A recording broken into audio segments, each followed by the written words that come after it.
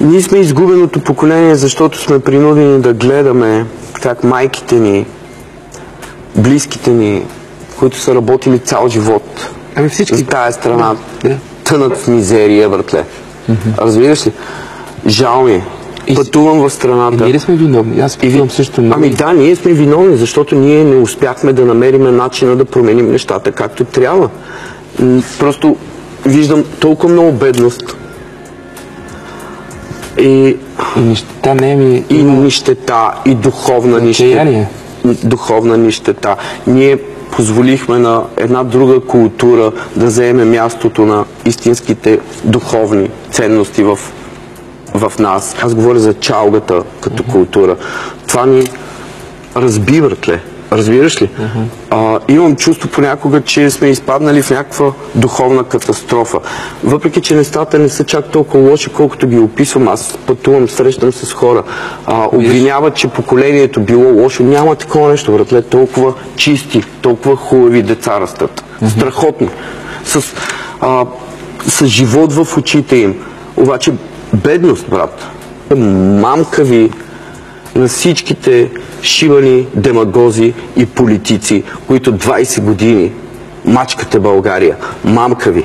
Мамка им и мамка ни и на нас, хората, които трябва да се грижиме за културата, за това, че не можахме да намериме път към сърцата на хората. Мамка им на всичките честни хора, защото позволиха да бъдат грабени, унижавани. Мамка им. Толкова много бедност, братле. Толкова много бедност, толкова много нищета. Подлодиха ни. Какво става с България? Какво става с нас? Ние тотално изгубихме всякаква духовност и морал, разбираш ли? Мамка им шибани, мръсни демагози, 20 години смучите от народа и въобще не ви пука. Това е за вас. Престани.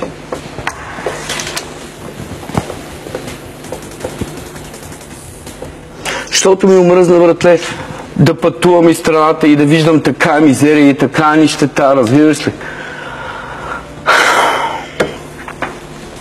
Спят на палатки хората, 21 век.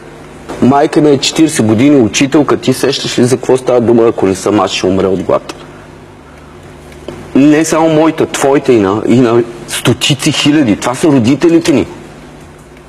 Това са родителите ни. 20 години са работили, 30-40 години са работили за тази държава, разбираш, и получават по 150-200 лева и как се оправят. Какво правиме?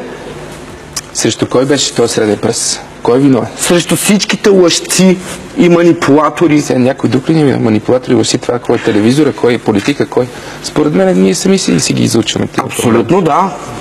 Тогава средния пръст е за всички нас, защото ние явно заслужаваме това, което ни е писало.